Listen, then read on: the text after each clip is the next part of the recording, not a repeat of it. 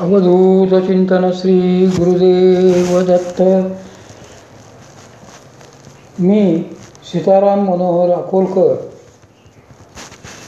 Post ऑफिसमधून retire झालो आणि वयाच्या 70व्या वर्षापासून विश्वविख्यात कंपनी टाटा लाईफ इन्शुरन्स कंपनीमध्ये कार्यरत आहे. या कंपनीच्या संबंधात मला आपल्याला एक निवेदन द्यायचं आहे आणि आपण जर रोज सकाळी 10 मिनटं जर यूट्यूबवर गेलात आणि सद्गुरू मामा माऊली इथे क्लिक केलं तर तुम्हाला त्यातून या विश्वविख्यात कंपनीच्या बद्दल थोडीशी माहिती तुम्हाला मिळेल. सोबत माझे जे सद्गुरू आहेत परमपूज्य मामासाहेब देशपांडे महाराज यांची जी प्रवचनं आहेत तर मध्यंतरी मी आईचा जोगवा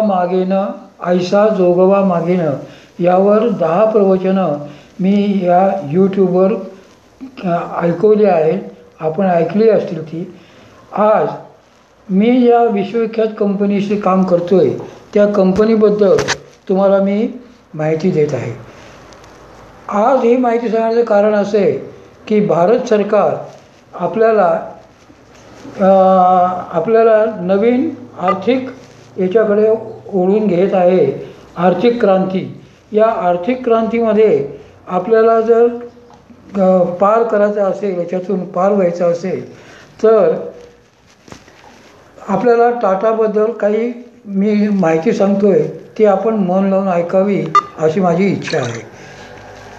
आता या आर्थिक क्रांतीमध्ये आपण आतापर्यंत जे पाहिलं आहे की प्रत्येक याच्यामध्ये तुम्ही लाईफ इन्शुरन्स पॉलिसी का घ्यायला पाहिजे तर हे मनात पक्कं बिंबवून ठेवा की कुठेही तुम्ही पैसे गुंतवले तरी तुम्हाला त्याचं फक्त व्याज मिळेल. आपले स्वतःचं काही हे होणार नाही. आता PPFमध्ये तुम्ही जर गुंतवले ते 1996 साली 12% व्याज मिळत होतं. 2016 साली 8% व्याज मिळायला सुरुवात झाली PPFवर आणि 2020 साली 5.5% जाईल असे अर्थतज्ज्ञ सांगतात. आणि आपला जर मध्येच मृत्यू झाला तर रिस्क मात्र त्या PPFच्या खात्यातून तुमची रिस्क कव्हर होत नाही. बँक FD जे करतायत ते 1996 साली 12.5% व्याज मिळत होतं. 2016 साली 60% मिळायला लागलं. 2020 साली 4.5%वर जाईल असं अर्थतज्ज्ञांचं मत आहे. आणि या केसमध्ये पण FDमध्ये पण किंवा PPFमध्ये पण की याच्यात डेथ रिस्क अजिबात नाही आहे. पुढे जो एक गव्हर्मेंट बॉन्ड्स आहेत त्यातसुद्धा 1996 साली 14%, 2016 साली 5.5% आणि 2020मध्ये फक्त 4% राहील असं अर्थतज्ज्ञांचं मत आहे. आणि डेथ रिस्क अजिबात नाही. शेअर्समध्ये पण तोच प्रकार आहे आणि शेअर्समध्ये डेथ रिस्क अजिबात नाही. कव्हरेज 0 आहे. प्रॉपर्टी तुम्ही जे करतायत की त्यात रिस्क कव्हरेज काय आहे का? प्रॉपर्टी तुम्ही करतायत ती त्यात रिस्क कव्हर काही नाही आहे. मग थोडक्यात म्हणजे काय की government bonds, PPF, saving bank funds, fixed deposit, shares आणि प्रॉपर्टी याच्यामध्ये रिस्क कव्हरेज अजिबात नाही आहे. परंतु आमच्या टाटा लाईफ इन्शुरन्स कंपनीमध्ये 1996 साली 50 लाखाची रिस्क कव्हर करतो आम्ही. 2016 साली 55 लाखाची आम्ही रिस्क कव्हर करतो आहे आणि 2020 साली 60 लाखापर्यंत आम्ही जाऊ असं अर्थतज्ज्ञांचं आणि लाईफ इन्शुरन्समधल्या हायेस्ट जे त्याच्यातले जे डॉक्टरेट आहे त्यांचं म्हणणं असं आहे की 60-65 लाखापर्यंतसुद्धा 2020 सालापर्यंत आम्ही तुमची रिस्क कव्हर करू शकू. आणि रिस्क कव्हरेज आजचा जरी विचार केला तर 50 लाख थ्रूआउट पॉलिसी टर्म तुम्हाला रिस्क मिळते. आणि पॉलिसी टर्म जे आहे त्या पॉलिसी टर्म इतर कंपन्यांमध्ये कुठल्या कंपनीचं किती आहे पण आमच्याकडे मात्र टाटा लाईफ इन्शुरन्स कंपनीमध्ये मात्र जवळजवळ 80 वर्षापर्यंत तुम्हाला रिस्क कव्हरेज करून मिळते. आणि हे सगळे पैसे तुम्हाला जेव्हा मिळतात तेव्हा तुम्हाला इन्कम टॅक्स सगळ्या याच्यावर माफ मिळतो तुम्हाला. तर याच्यासाठी तुम्ही 100% टॅक्स फ्री पैसे मिळत असल्यामुळे तुम्ही टाटा लाईफ इन्शुरन्समध्ये भाग घ्यावा असं माझं मत आहे. आता राहिली गोष्ट की हे झालं आपल्या आर्थिक धोरणाबद्दल. आता जे जगभरात आपल्या भारतीय आर्थिक धोरणाबद्दल जी चर्चा चालू आहे त्यासंबंधी मी तुम्हाला थोडंसं जागा करण्याचा प्रयत्न करत आहे.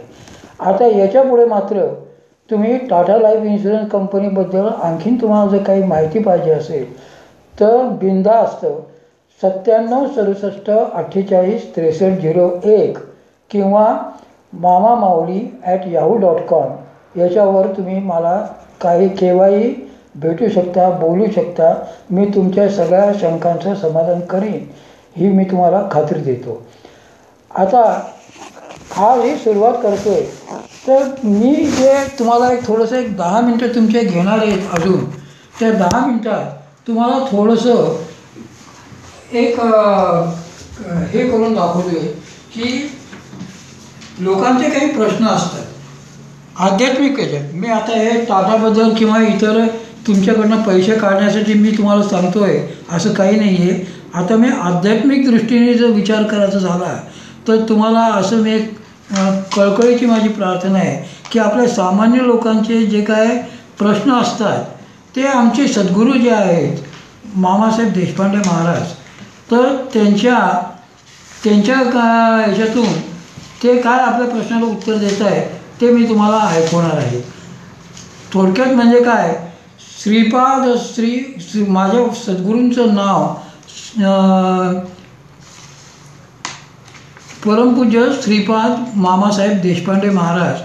आमच्या श्रीपाद सेवा मंडळाचे अनेक ठिकाणी आमचे आश्रम आहेत. मुख्य आश्रम पुण्याला आहे, नंतर दुसरा जळगाव जामोदला आहे, आळंदीला सिद्धपेठ तपोवन आहे, तुमच्या हेळवाकला पण आमचं दत्त मंदिर आहे आणि माणगावला पण दत्त मंदिर आहे.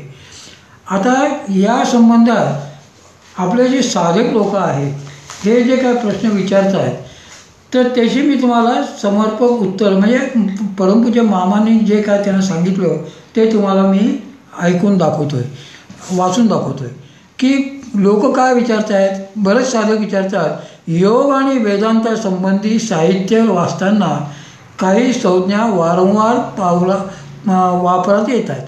कृपा करून खालील पारिभाषिक शब्दांचे विवरण द्या.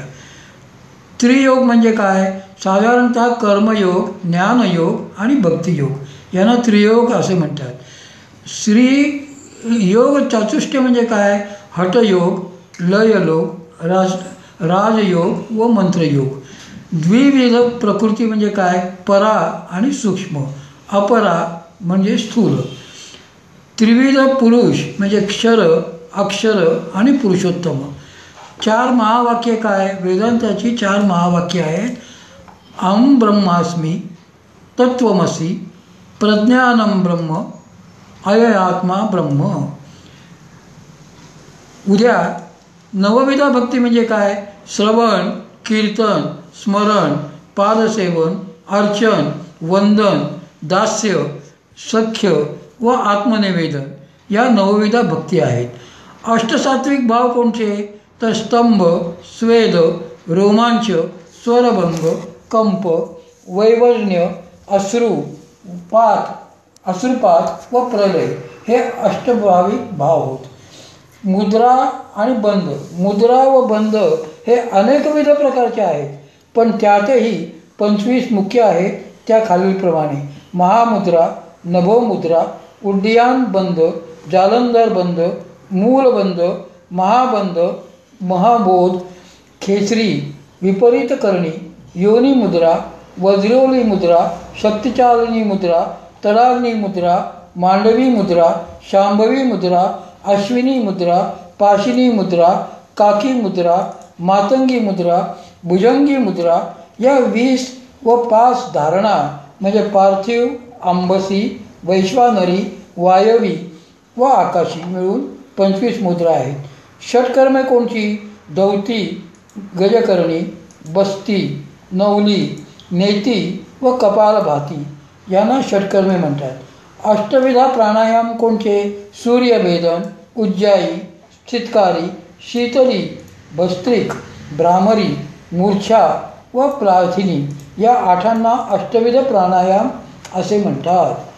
आता हे तुम्हाला ऐकवायचं कारण एवढंच, माझ्या सर्व टाटाच्या बांधवांना आणि सर्व माझ्याशी परिचित असलेले किंवा हे ऐकत असलेल्या सगळ्या बांधवांना माझी विनम्र प्रार्थना आहे की आपण आपल्या रोजच्या वातावरणात व्यावहारिक याच्यात थोडंसं आध्यात्मिककडेसुद्धा वाचलं तर आपलं मानसिक समाधान संतुल राहतं, मानसिक ताण कमी होतात. म्हणून रोज 10 मिनटं हे तुम्ही जर ऐकलं तर नक्कीच आपल्या या ऐकण्याने बरेच तुमचे फायदे होतील याची मला खात्री आहे. अवधूत चिंतन श्री गुरुदेव दत्त. हे बंद कसं काय झालं?